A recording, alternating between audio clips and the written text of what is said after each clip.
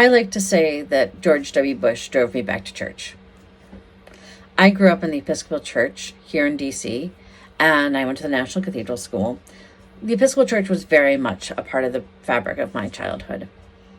And one of the things that I remember taking from that religious upbringing is that as Christians, as humans, we had an obligation to speak out and care for the least of these.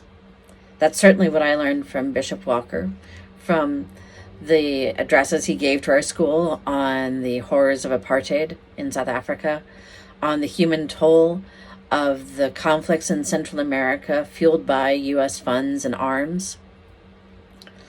I thought this is what Christians all believed. Obviously, I learned later that that was wrong. In college, I fell away from the church like many of us do, and I turned my energy into AIDS activism and reproductive rights activism that turned into a career in global health. Didn't really think about tying that to the faith that I grew up in, but it just was what it was. Until 2000, when I was listening to these speeches around the election, and there are so many things that George Bush said his Christian faith called him to do that sounded nothing like what I thought my Christian faith called me to do. I was so confused that I actually went back to the conventions and looked them up just to make sure I wasn't completely misguided.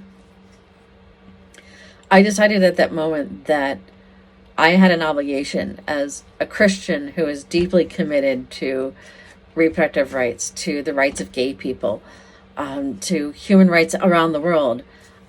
I had to make that part of my advocacy because that's where it came from. And I couldn't let the kind of Christianity that didn't show Christ's full love for the world in front of it. I eventually found a church in North Carolina when I moved there. And as if I didn't know I needed to be there right away, when I first met with the rector, he was showing me around, and he took me to their old chapel built in the 19th century. Very simple. I still love this place. And right there in the chapel, he said, Reverend Polly Murray preached her first sermon, her first Eucharist here after she was ordained. Could have been anywhere in the country at that point. This is Polly Murray, the legendary genderqueer, lesbian civil rights activist. She could have been in the National Cathedral or in Riverside Church, but she was in this small chapel in North Carolina. And the reason was because her grandmother worshipped in the balcony of that chapel when she was enslaved. And this was a way of reclaiming that history. Well, if this was a church that put that in front of their own history, then I knew I was in the right place. And sure enough, I worked with my fellow congregants there on community organizing, advocating in front of the city council to make more affordable housing available, to create better working conditions for immigrants.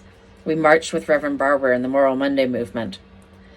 I finally could connect my passion for social justice with my faith that I grew up in a very real and lived way. Which is why I was so happy when I found St. Columba's and learned more about the community that is being built here and has been built here. I am so happy if I can be a small part of the work we're doing to increase housing equity and become an anti-racist church. It's clearly another sign that I'm in the right place.